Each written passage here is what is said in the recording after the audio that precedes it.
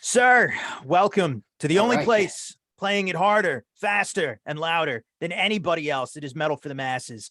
And you, sir, go ahead and introduce yourself. So I'm Zach. My solo project is There Is No Light Here. I was also the vocalist of a band called Bring Forth the Exodus, which got a little bit of traction in the RABM scene. I don't want to toot our own horn because that sounds silly, but I've seen some images of people wearing patches on our vest, so that's cool. But me and my bandmate in Bring Forth just started kind of doing our own thing for the time being, because we both kind of wanted to do different stuff than what we were doing with Bring Forth, which is just really straightforward, like raw second wave black metal, which is awesome, but it's also a little bit limiting to write for. Gotcha. I've been told as a guitarist, I'm not a guitarist, so I don't know, but I'm going to take our word for it. I see on your Instagram here, which if anybody wants to go follow, it is at there is no light here .rabm. There is no light here, solo black metal, focused on suicide awareness / prevention and those living in its shadow. Now, obviously, black metal, it does dive pretty deep, talks about a lot of dark, depressing kind of stuff. There's a lot of death in black metal. There's a lot of that kind of stuff. Talking about it is I've talked to a lot of other similar bands that talk about it. Is it just a big thing in, I guess, in that genre? I guess wanting to bring light to suicide awareness, bring light to those kinds of things, depression, all that kind of stuff, or is it? I don't know. Why this topic? Why do you want to shed light on it? Good question. With a lot of different answers. So, DSBM, depressive suicidal black metal, is one of the more kind of niche subgenres of black metal, and that is kind of unironically talking about wanting to kill yourself. It's right. And don't get me wrong, it's my favorite genre of black metal, but that is definitely a genre, and the way that those artists take it is definitely less of a shining light on it and try to come up with awareness on it, and more of, I'm extremely depressed and this is my only catharsis, which I think, ironically or not, interestingly, that in and of itself helps a lot of people kind of at least find some kind of connection to those feelings, even though they're not creating that music from a place of trying to necessarily make people feel better about it. You know what I mean? It is odd. It's like I listen to a band called Harakiri for the Sky, and I kind of feel I feel like I understand what you're getting at. It's not so much that you're listening to something because you feel that way, but it does help if you feel that way, it does help get that emotion out. Yeah. You know what I mean? It's almost like a therapy. You know what I mean? If you're not one of those kinds of people where that works, because this is the beautiful thing about music, it is therapeutic. And listening to that kind of stuff kind of taps into that emotion that you might be feeling, and it does help extract it in a way, even if that's not the intent of the actual artist. It actually just because that hits you on that kind of a level, it helps extract it. So no, I think totally. I understand exactly what it is you're saying there. That's kind of it. And I really fell in love with the genre of DSBM when I found it, because it was just it's unlike any other genre of music, especially when you dive really, really deep into some of the really insane underground shit that people are making. But as somebody who really likes that genre of music, and someone who's been very personally affected by suicide, I kind of didn't want to approach it that way. And I also have found, being integrated in the RABM scene, that a lot of people in the scene, including myself, have a lot of extremely difficult mental health struggles. Okay. But for one reason or another, they're able to really, find connection through that scene, but I wasn't really finding anything that was specifically like I call There's No Light Here an anti-suicide black metal project instead of a depressive suicide black metal project. Right. So like the whole idea of it was to just like take this kind of like idea that was kind of like floating around, that I was noticing that everyone was having all these like mental health struggles, very, very serious ones, and just try to distill that down and say like, no, this is exactly what my project is going to be about. So like it's the basis of, the lyrics. The lyrics are coming from a place of me just trying to deal with my friend's suicide that I still haven't really dealt with particularly well. It's a super, super complicated thing to try to process, especially like so many years after it happened. Yeah. But also like my page itself is also just supposed to be super open and raw, because I found that I was following other people in the scene specifically because they were willing to expose themselves that much rather than just talking about their music. So I was like, oh fuck, like this is the thing that I attach myself to. I should probably be willing to do that. I looked through a lot of your page, other than it being like, it's a lot of black background and white text, but other than that, it's then I don't, there's nothing wrong with that. Yeah. But like, I do see like some of the posts where it's just like, I see the one from June 1st, obviously, Pride Month, but always stood against discrimination and hate and will always be your ally.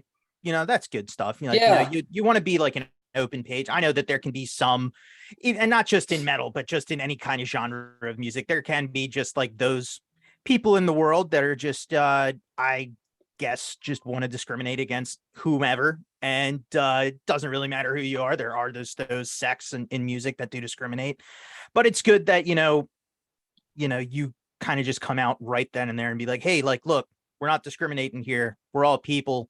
We all go through our shit. We all have our shit, whatever. I'm not here to discriminate against you. So I mean, like, that's cool, that you're there. But I want to talk about your music. So sure, awesome. What do you have out? Because I don't. You hit me up. I like it. This was like one of the things like out of the blue, and this is great, because like this, you were like completely out of the blue. I had a bunch of other projects going on, and then in the middle of it, I saw There Is No Light Here, and I'm like, who is this? I don't know who this is, and I started looking into it, and I was like, okay, anti-suicide awareness kind of stuff, like that's cool. Black metal, okay. I personally, and I do apologize for this, I usually like to do a little bit more research than this going into an interview, but I feel like the greener I am to it, the better. I have not listened to any of your music just yet, but no worries. What do you have out? So I have an album out called We Have Always Been Dead. That's a 4-track EP that I distilled down after talking to my Bring Forth bandmate about it. I sent her the 5-track version of it that was longer. I mean, I stripped a lot of stuff out because it was kind of just like dragging it down. And you're a solo project, so you wrote all of this yourself, you mixed all of this yourself, you put it out yourself. Correct. How long is this EP that you have put out, and what was like the whole process from like start to finish, Good question. It's like it's in like the 15 to 17 minute range. Like all tracks are between like 3 to 5 minutes long. And I personally really like atmospheric black metal shit that's like 9 minutes long. All those, that's awesome. I am not confident enough in myself to hold people's attention for 9 minutes. So I also, I really, really like grindcore. Okay. Like Pig Destroyer is Pig Destroyer is one of my favorite bands. I got into them when they released Prowler in the Yard, and I've been a fan ever since. But a lot of my stuff just is right from the get-go. All of it's like 150, 190 BPM. But from the from the get-go, you know, I didn't really know what I wanted it to sound like. I just knew that like this was going to be a cathartic process to put it all together and to have the whole thing from start to finish just like be my vision. And the whole project is MIDI. Gotcha. There are no live guitars on it at all, which was an interesting process of, you know, programming guitars 100% MIDI notes. But it ends up coming up with like a pretty interesting like wall of sound. Okay. Yeah, I layer guitars over a few different types of saw synths that are all EQ'd to different frequencies. And I use a few other like lead synths and synth piano Okay. to kind of like And cut did through all the you, different frequencies. Yeah, and so it are ends up these being huge.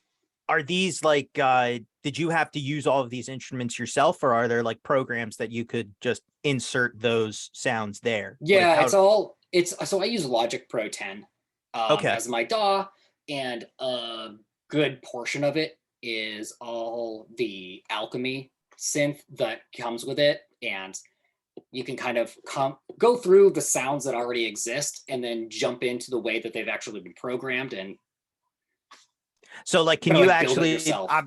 I'm very ignorant to like that kind of Yeah, yeah, technology, just so, because like I've talked to like a couple different like one man bands, like yeah, that kind of thing. And I respect the hell out of you guys, because you guys and gals in the scene that do this kind of shit, because one, it's just the time that goes into this kind of stuff yeah, for sure. and all of the different tools that you got to find in order to do it. It very much fascinates me. So like if you're talking synth piano in there, say you go into that file Yeah. and you like, you know, you want it to sound a certain way. Are you just actually just inserting your own note? Like, can you go into the thing and be like, I want a C or a Yeah, C sharp or you a, literally have a piano roll is what oh it's my called. God. And And you're just writing it's it from, every single note on the piano, and you click in each oh my individual note God. on each count of the music. So when you hear like ding dee dee doo doo doo dee doo dee doo doo, you know what Yeah. I mean? You have to click each of those things in, make sure you're So, clicking the scale correctly. And so 4-track EP, doing all of this yourself. How long did this actually take? probably took me a month and a half Really? of working. I mean, granted, my my work time on doing it is pretty crazy because I mean, my daughter is at the time I started working on it. My daughter was like just turning 1, Oh you know, or God. earlier in the year. So I'm a stay-at-home dad Ah, all day. Then she crashes, and then my wife crashes, and then between like 10:30 and 12:30 p.m. headphones go Yeah, on and we exactly. I just blast through it and just kind of gotcha. like revisit it the next day and revisit it the next day. And Man, then so when I have the work just never ends then. yeah, yeah, and I've got like a lot of cool shit in the pipeline, just different ways to experiment with a lot of the sounds. That's Um, cool. but yeah, yeah, That's really cool. So, man, in a month and a half, like, see, like I was the whole time thinking about it, like, wow, you have to insert your own notes yourself. You have to use all these programs. You have to do this all yeah. essentially on your own. Like, I would, if I had to do this, it would take me like a year. That's all I'm saying. Yeah. Like, it just blows my mind, like the stuff that's out there that you can essentially just do on your own these days. Oh, Um, it's awesome it, to have that it at your disposal. it must be, because it also gives you a lot more freedom to do it how you want it. You're not dealing with anybody else's Yeah, personalities. You're not dealing with band drama. You're not dealing with anything. So I mean, it is pretty cool. It's interesting though because like when you put it out, you're like, wow, this is 100% me. yeah, If there's someone doesn't, nothing, yeah, exactly. there's If someone nothing to doesn't like fall it, back on. I keep you like, oh, you know, our guitar player is boring riffs, but you know, It's like, yeah, it's like, our oh wow, guitarist sucks. It's like, oh, our guitarist is me. Fuck. yeah, exactly. All like, yeah, exactly. Like all of it is me. So if Yeah. you don't like that, that's what I came up with. Yeah. It's just somebody just doesn't like one thing. It's just like, oh, thanks.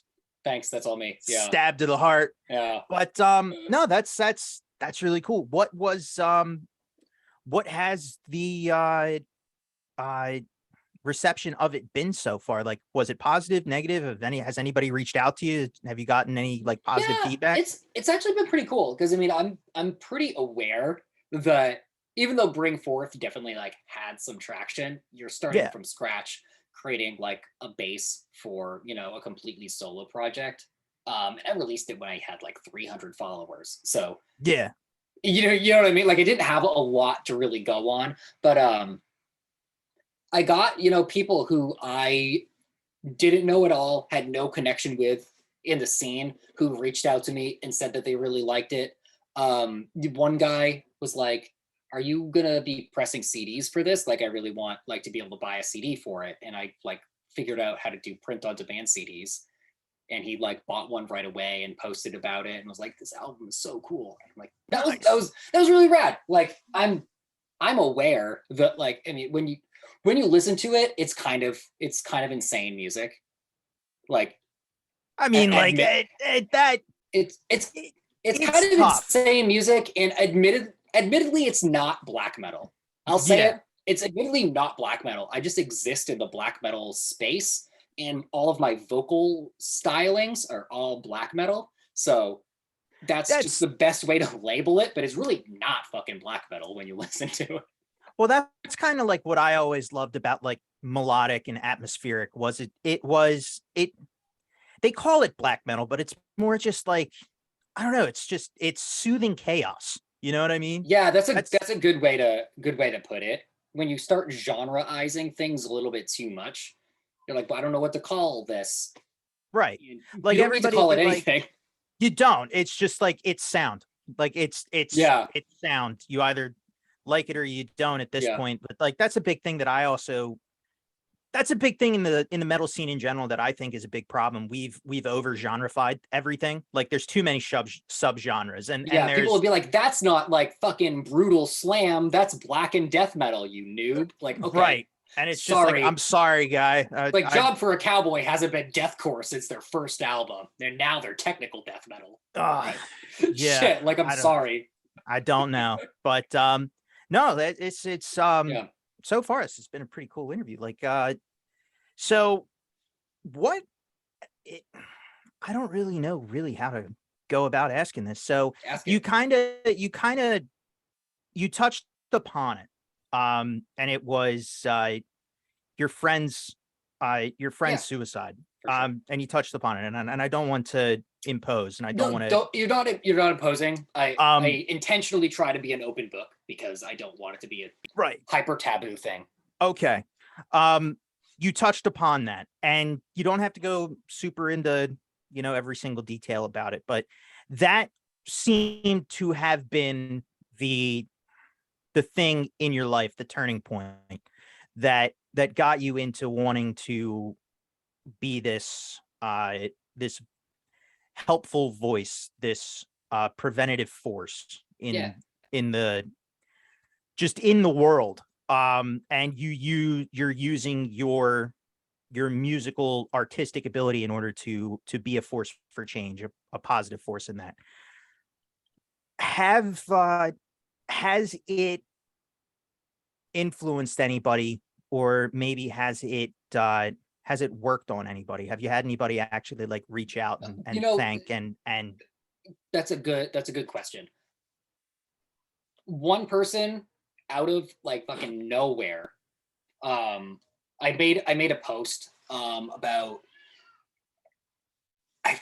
how complicated it can be to address suicidal people while trying to help them, but not say something that is going to be infantilizing or guilt tripping. Or when you're in that place, you can be very sensitive to people addressing things the wrong way. Like, even though sure is technically correct, don't kill yourself because like your parents will miss you or your friends will miss you. That's also not the kind of thing that someone wants to hear when they're in that place either. right? All right, my daughter just walked in. Ah, It's cute. So I made a post about how it can be really complicated to address that kind of stuff, and we're all just trying our best. and someone just reached out to me and was like, I honestly, I never even go on Instagram, but this happened to just be the first thing that showed up on my feed. And, you might have just saved my life last night. That's awesome. And I was like, that's amazing. It was completely unprompted. Yeah. I didn't know the person at all, but I think it was really cool that that was kind of the point. Like, yeah. if you know what I mean, like if I can just keep like kind of throwing this like these really like raw conversation pieces out there, like maybe the way that I phrase it is just gonna connect for one person in a way that it did connect before. Well, that's actually a very interesting point that you bring up, throwing out these raw conversation pieces, because in today's society, and I'm gonna kind of get deep with this. Yeah. Today's society is walking on eggshells. Who you might offend, what you might say that might hurt somebody's feelings or something like that. And it's a very touchy-feely kind of way to go about living. There is no that it's hard to be truthful. It's hard to be to just be honest with people sometimes. And it might come across to somebody with you just trying to be helpful, with you just trying to be raw and honest with somebody. As you said, what you did there might have just saved that person's life that night. Yeah. In a society where everything is walking on eggshells, and it's who I might offend, and I don't want to say this because, oh God, what could the negative repercussions be on me if I just say this that is just this truth that nobody wants to fucking listen to. It is nice to have these things out there, like, your band or your messages, or just what it is that you're trying to do. It's nice to have these kind of things out there. I have another band that I talk to a lot, who is very similar to this way. I don't know if maybe you know who it is, or you guys should definitely collab on some stuff. It's called The Cage in Your Head. It's okay, no, cool. Yeah, his name's Darren Daniluk. He's from Canada, and another one man band kind of situation. But it's also a cool band name. Absolutely, and he talks exactly that. He talks a lot about the cage in your head, just the mental illness and that kind of stuff. Obviously, with suicidal thoughts and that kind of stuff, depression, that going a long way. Like, I feel like you guys would be able to collab on some crazy stuff. Sick. That's awesome. But no, man, I definitely think that what you're out here doing, what you're out here trying to do, I definitely think that where you're coming from is legit. I appreciate a lot of people like you out here in the scene, just because there are bands that are out there that, you'll sit down, you'll listen to, and you'll just be like, okay, insert, run-of-the-mill metal band here. Mm-hmm. I appreciate bands that go deep on, certain topics, and especially in like melodic or just any kind of black metal scene in general. There's a lot of bands, majority of them, that actually do go deep into these topics, that not a whole lot of other bands will actually go deep into. And to actually see that what you're out here trying to do is potentially working, that's really nice to see, and I think you should be very proud of that. Thanks. I definitely I came at this project also thinking about like, who are my favorite bands? Why do I go back to this band versus that band, when surface level, maybe their music is almost exactly the same or equally good, you know what I mean? And I'm like, oh, it's because they're being really open about this, or I connect with the people in the band as opposed to just the music. And stuff like that. And I just try to think like, okay, now with the way that social media is, with the way that bands have to essentially exist now, how do I make my presence kind of match up with that? How do you stay, I want to say acceptable, but how do you stay in it and not,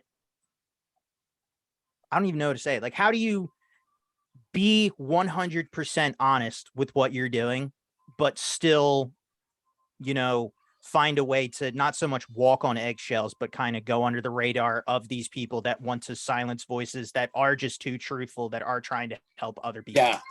Like that's the hard part. It's hard. And honestly, like depending on what I'm writing about, I draft my posts. Yeah. And then go back and go back and go back, especially the one where I actually wrote it like multiple times, trying to figure out like, it is very difficult to talk to suicidal people because there is often not a right thing to say. And sometimes depending on the mental state that they're in, something that can work on one person might be offensive to another person. So right. how do I make this post kind of saying like, these are the ways that you should go about it, when really there is no universal way to help. And that's kind of what it landed on. Yeah.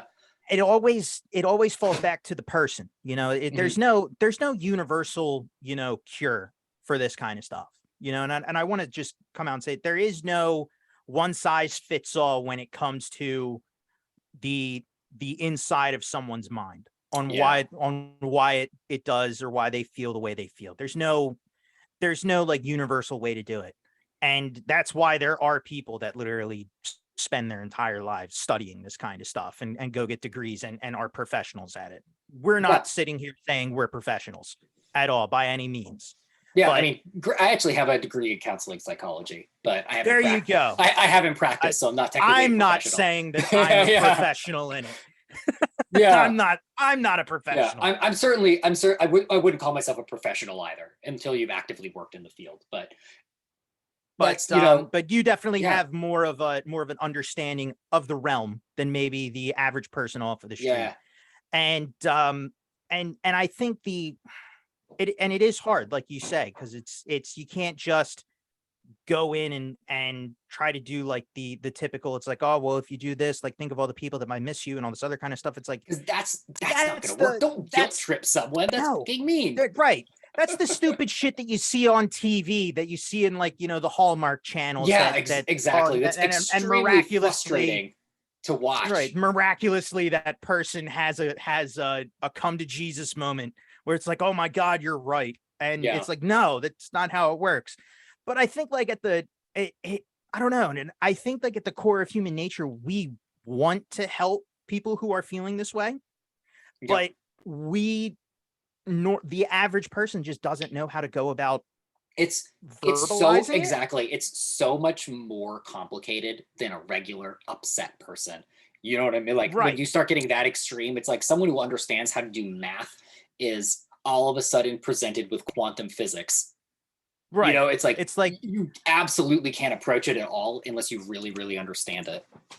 Exactly. Because like all you're looking at now is, well, here's what I know, and I'm going to apply this to this. And this is either going to blow up horribly wrong in my face and potentially ruin this person's life, or, But I think at the end of the day, like a lot of people want to help people who are feeling this way. And it's a noble thing to want to do.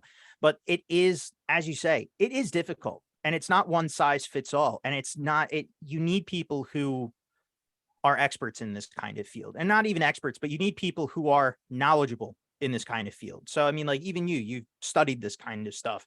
So you have an understanding on how it is you have to go about maybe talking to somebody, or maybe staying away from certain words or certain triggers or certain things that maybe the average person, might use. Like I just think of my dad.